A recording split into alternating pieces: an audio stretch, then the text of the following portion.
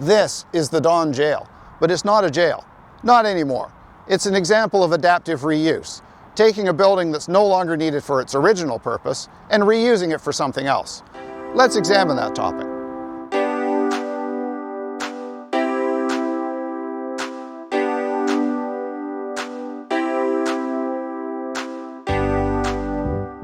Toronto doesn't have anywhere near the stock of old buildings that many other cities do. For instance, if you go around a lot of cities in Europe, you'll find buildings that are way older than what we have here, and lots of them. But that's not surprising. They've been putting up buildings made out of durable materials like stone and concrete a lot longer than we have. Also, Toronto has something of a reputation for tearing down its history. If you've been to Guild Park in Scarborough, you'll have seen things like these that were salvaged from buildings in Toronto that were being demolished. But we don't always demolish our old buildings. The Don Jail opened in 1864, and it was in operation as a jail for a little over a century, closing in 1977. An addition that was added onto it in the mid-1900s continued operating for a few decades after that. This building was the site of the last two hangings in Canada in 1962. I talked about that in my video about capital punishment. There's a magic link up here, and I'll put a link down in the description so you can find it when you finish watching this video. About a decade ago, this building reopened as the administrative wing of the adjoining hospital next door. What we call today Old City Hall opened in 1899. I did a video on that building, links in the usual places. It was not just City Hall for Toronto, it was also the county seat for York County, which at the time included what today are York Region and the City of Toronto, and it was the local courthouse, as you can see here in the stone. In 1953, when the provincial government carved metropolitan Toronto out of York County, the county seat for York moved up to Newmarket. And in 1966, when Toronto's new City Hall opened next door, the only functions left in here were the courts. And they expanded from just being a small part of the building to taking over pretty much the whole building, which meant that they were now using spaces that had never been designed as court spaces. The courts finally moved out of here in March 2025, and this is now a building in need of a purpose. Some of the suggestions for how to use it include a museum, an event space, and possibly as a temporary home for the Ontario Legislative Assembly when their building at Queen's Park undergoes some much needed renovations. I did a video on Queen's Park. You know where to find the links. This, of course, is Maple Leaf Gardens, built in under half a year in 1931. It closed for hockey in 1999, though it was still used for a few other events, including concerts and Toronto Rock Lacrosse. It was purchased by Loblaw in 2004, but mostly continued to sit empty. It opened as a food store in 2011, with the original location of center ice marked on the floor. The following year, a brand new hockey rink opened upstairs in the Mattamy Athletic Centre, used by Toronto Metropolitan University. The Leafs, of course, moved to what is now called the Scotiabank Arena, and on the exterior of that building you can see the old postal delivery building, but it's just a facade. The building itself is gone, and only some of the exterior walls were retained. Queens Quay Terminal was built in 1926 as a shipping and warehousing facility. Back then, Toronto's waterfront was an active port, with rail lines to enable goods to be moved efficiently. There were two other parts of the building. In the photo, you can see rail lines going to the cold storage building, and beside it is the ice, heat, and power plant. Here's how they looked in 1929. As port activities in Toronto declined and moved away from the central waterfront toward the portlands, the building was no longer needed. It was bought by the federal government in 1973 as part of plans to transform the waterfront into new uses. In the early 1980s, the cold storage building was demolished and the terminal building was converted into a mixed-use building with 4 residential stories added on top. The old ice, heat, and power plant was retained and is now the Power Plant Art Gallery. This may be the most elegant liquor store around. It's the CP North Toronto Station. CP's original station was just west of Yonge, but it proved inadequate as traffic grew.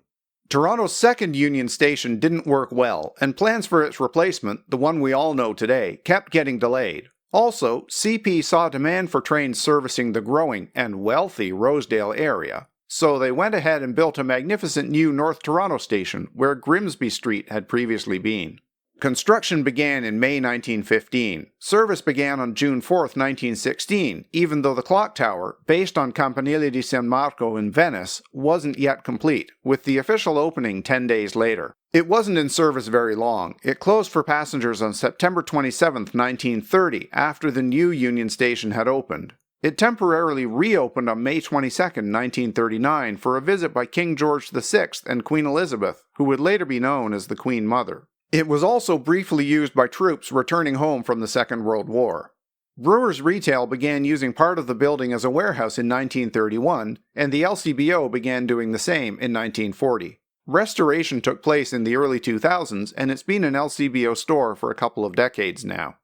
This is the Distillery District, which is said to be the largest collection of Victorian-era industrial buildings anywhere in North America. While the oldest building here today is this building, the Stone Distillery of 1859, the site has been used for distilling since around 1837. Gradual expansion took place in phases up to around 1880, followed by a much larger expansion over the next decade or so. Its location is ideal, right next to the railway and close to the shore, making it easy to get supplies in and product out.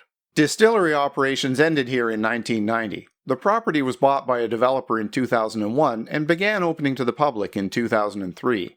There are a number of new buildings, some of which basically just use the old building as a facade at the base of the new building, but a lot of the old buildings were retained largely intact. Some were in better shape than others. Many of them required extensive work, and some of the rack houses posed a particular problem. The racks that stored the barrels of whiskey were actually part of the building structure, so they couldn't just be removed to open up space, as you might do with a wall or a section of a floor.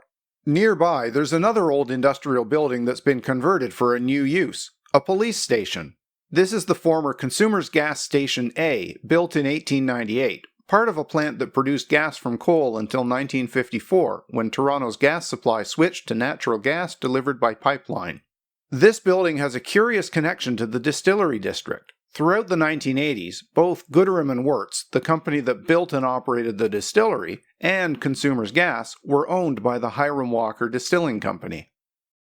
Known today as the Wychwood Barns, the St. Clair Car House was constructed in 1913, with additions over the next several years, for Toronto Civic Railways, the predecessor of the TTC. I talked about the history of Toronto's streetcar system in my video about the TTC's unique track gauge. Yada yada yada. It was a streetcar maintenance and repair facility with an outdoor storage yard.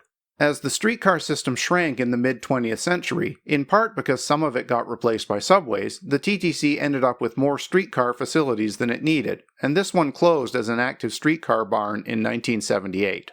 Some of the tracks that once connected it to the network are still there in the street, but they're disconnected at both ends. During the couple of decades after it closed, it was used for a variety of purposes, including testing of new streetcars and as storage for retired streetcars and trolley buses. The TTC sold the property to the city, and it reopened as a community cultural and arts facility in 2008, after a couple of years of renovation. This is the Abbey, located on Sunnyside Avenue. Toronto is a much less religious place than it used to be, resulting in an excess of old church buildings, and many of them have become adaptive reuse projects. This was Howard Park Methodist Church, built in 1910. It became Howard Park United, then Howard Park Pentecostal, and was converted for residential use in 2007. West 40 on Westmoreland Avenue near Bloor used to be the Church of St. Mary the Virgin and St. Cyrian, an Anglican church built around 1914. Being named after two saints didn't save it, and it was converted to homes in 2016. This is Brunswick Lofts on Brunswick Avenue at Sussex. It had a number of previous uses, including a synagogue, an art school, and an office building. Mostly just the exterior walls of the old structure were preserved, with the rest being new construction. Sunday School Lofts on Dewhurst Boulevard near Danforth was originally Temple Baptist, built in 1925. It was converted in 2019, but it's mostly just a facade for a new building. And this last example is a bit weird. 722 Lansdowne Avenue was originally St. Dunstan's Anglican, but that church was basically just a basement with a small ground floor entrance structure because the parish ran out of money. After the parish closed in 1982, the building became a Hindu temple. There are now two homes built on top of the old basement. And this is Evergreen Brickworks, formerly Don Valley Brickworks. The valley of the Lower Don River was a major industrial site early in Toronto's history. I talked about that in my video about the Lower Don. I'm sure you can find the links. The clay in this valley turned out to be particularly good for making bricks, and the first brickworks on this site opened in 1889. It was in operation for nearly a century, with several expansions during that time.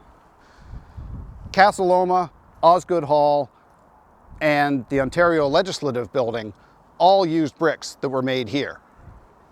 A developer bought this property in 1984 with the intention of developing it for residential uses, but it's in the floodplain, as was demonstrated in July 2024 when this whole site flooded despite all of the flood mitigation measures that were in place. The Toronto Region Conservation Authority expropriated it in 1987. About a decade later, in this area behind me here, a naturalized area was opened as a green space in part of the former quarry. And about a decade later, a nonprofit called Evergreen began restoring the site, which opened in 2010 as a cultural centre. Well, I hope you've enjoyed learning about some of Toronto's examples of adaptive reuse. If you did, you know what to do. Please like and subscribe.